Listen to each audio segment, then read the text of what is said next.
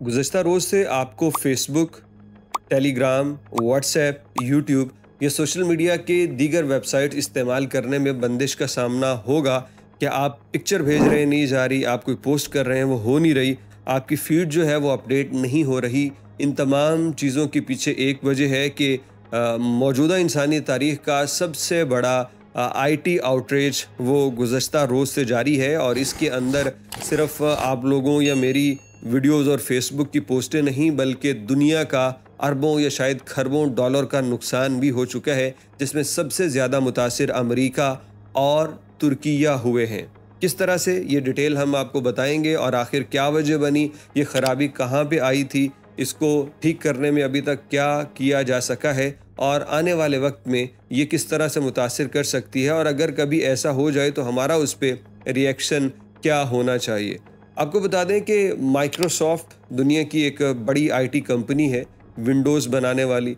दुनिया के तकरीबन तमाम मुल्कों के बड़े बड़े जो इदारे हैं वहाँ पे माइक्रोसॉफ्ट ही काम करता है, चाहे वो एयरपोर्ट्स हों, वो हुकूमती दफातर हों, प्राइवेट दफातर हैं, स्टॉक एक्सचेंज है, कारोबारी सेक्टर्स हैं, शॉपिंग मॉल्स हैं, हर जगह माइक्रोसॉफ्ट की बनी हुई प्रोडक्ट ही इस्तेमाल की जाती हैं। तो माइक्रोसॉफ्ट के अंदर कोई ख़राबी आई है और जिसकी वजह से ये आउटरीच बना और फिर ये शिद्दत इख्तियार कर गया और उसके अंदर भी एक मखसूस बताया जाता है कि कोई फ़ैल्कन नामी एक सॉफ्टवेयर है जो कि एंटी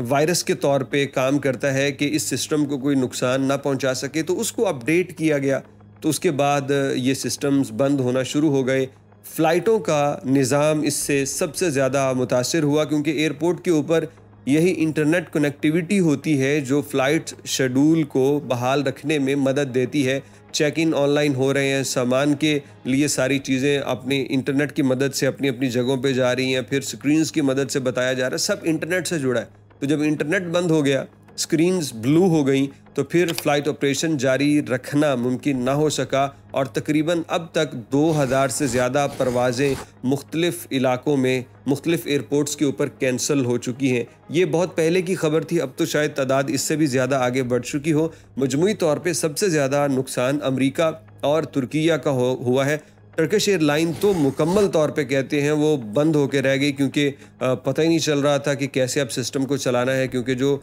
उसको कनेक्ट करने का सोर्स था वही अब बंदिश इख्तियार कर चुका है। तो ये सऊदी अरब के अंदर भी देखने में आया, यहाँ भी मुसाफिरों को ताख़ीर हुई लेकिन उतने बड़े पैमाने पे परेशानी का सामना नहीं हुआ जो दीगर यूरोपीय और अमरीकी ममालिक के अंदर हुआ है। तो ये आईटी आउटरीच जो सामने आई है ना, ये तारीख़ का हिस्सा है, मुख्तलिफ़ मौक़े पे आती रहती है, इंसान सीखता है लेकिन इंसान उसको ओवरकम करता है। जब भी कोई एक किसी भी किस्म की ग्लिच हो, किसी किस्म का कोई उसके अंदर प्रॉब्लम आए तो इंसान उसको बेहतर करने की कोशिश करता है, लेकिन ये आइंदा भी होगी और आइंदा भी होने का मतलब यह है कि इंसानों को इसके लिए तैयार रहना पड़ेगा। अभी ये जो 2000